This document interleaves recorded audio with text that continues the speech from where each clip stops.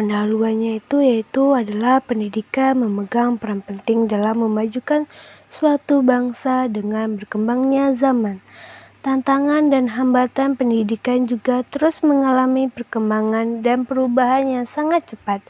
Begitu juga dengan pendidikan agama Islam yang berdasarkan hal tersebut, pendidikan dituntut untuk bisa meningkatkan dan mengembangkan kualitas proses pembelajaran agar mampu menghasilkan generasi yang berkualitas dan kritis dalam menghadapi tantangan maupun perubahan-perubahan yang terjadi pada zaman sekarang. Pengertian PAI.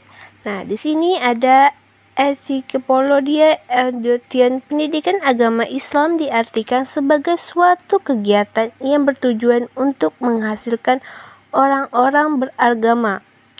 Dengan demikian, perlu diarahkan kepada pertumbuhan moral dan karakter. Nah, pendidikan agama Islam tidak cukup hanya memberikan pengetahuan tentang agama saja, akan tetapi disampaikan pengetahuan agama mestilah ditekankan pada aktivitas kepercayaan. Menurut Ahmad D. Marimba, pendidikan Islam adalah bimbingan atau pemimpin secara sadar oleh pendidikan terhadap perkembangan jasmani dan rohani peserta didik menuju terbentuknya kepribadian yang utama. Contoh, insan kamil.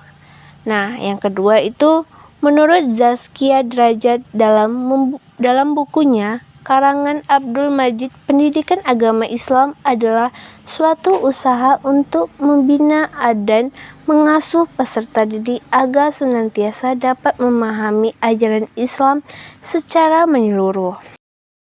Tayyar Yusuf mengantikan pendidikan agama Islam sebagai usaha sadar generasi tua untuk mengalihkan pengalaman, pengetahuan, kecakapan, dan keterampilan kepada generasi muda agar kelak menjadi manusia bertakwa kepada Allah Subhanahu wa Ta'ala. Nah, pendidikan agama Islam adalah segala upaya berupa bimbingan untuk menyampaikan peserta didik dalam mengenal, meyakini, dan memahami ajaran Islam, sehingga tingkah laku mencapai kedewasaan dan pertumbuhan kepribadian sesuai dengan ajaran Islam tersebut dan dapat mempraktekkannya dalam kehidupan sehari-hari. Nah, tujuan pendidikan agama Islam menurut Zaskia Derajat. Yang pertama itu menumbuh suburkan dan mengembangkan serta membentuk sikap siswa yang positif dan disiplin serta cinta terhadap agama. Yang kedua, ketaatan kepada Allah dan Rasul-Nya merupakan motivasi intrinsik siswa terhadap pengembangan ilmu pengetahuan. Yang selanjutnya, menumbuhkan dan membina siswa dalam memahami agama secara benar dan dengannya pula diamalkan menjadi keterampilan beragama dan berbagai dimensi kehidupan. Tujuannya insan kamil sebagai wakil-wakil Tuhan di muka bumi.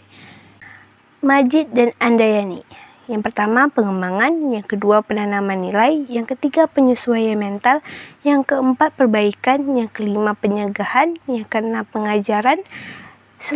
Yang terakhir, penyaluran. Selanjutnya itu Promatika PAI. Di sini, tantangan pada dunia pendidikan agama dalam menghadapi era digital adalah penanaman nilai-nilai pendidikan.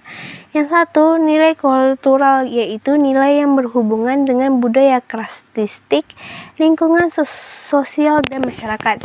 Yang kedua, nilai yuridis, formal, yaitu nilai yang berkaitan dengan aspek politik, hukum, dan ideologi.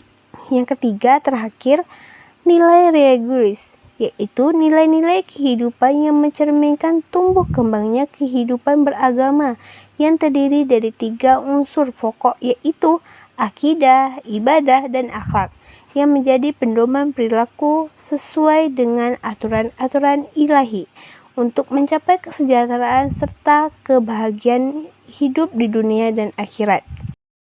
Selanjutnya itu ada strategi pembelajaran PAI. Nah, di mana beberapa solusi dalam menghadapi tantangan pendidikan PAI di era digital yaitu adalah 1. Kesesuaian kurikulum PAI dan kebijakan pendidikan di Indonesia. Yang kedua, adanya SDM yang bisa memanfaatkan ICT. Yang ketiga, kesiapan SDM dan mengoperasikan kemampuan dan kreatif siswa. Penjelasan tentang kesediaan SDM. Yang pertama, memberikan pemahaman atau pengetahuan kepada seluruh pendidik untuk mampu memanfaatkan ICT dalam pembelajaran, pembimbingan siswa dalam menggunakan ICT dan memudahkan pelaksanaan pendidikan Islam. Yang kedua, memberikan pelatihan, pendampingan, dan evaluasi secara kontinu pada pendidikan untuk mewujudkan pendidik renovasi handal dan adaptif. Yang ketiga, menyampaikan pendidik untuk dapat menciptakan pembelajaran yang inovatif. Yang keempat, memberi pendidikan kewarganegaraan yang bermakna bagi siswa sebagai bagian dari pendidikan nilai untuk mewujudkan manusia yang kreatif.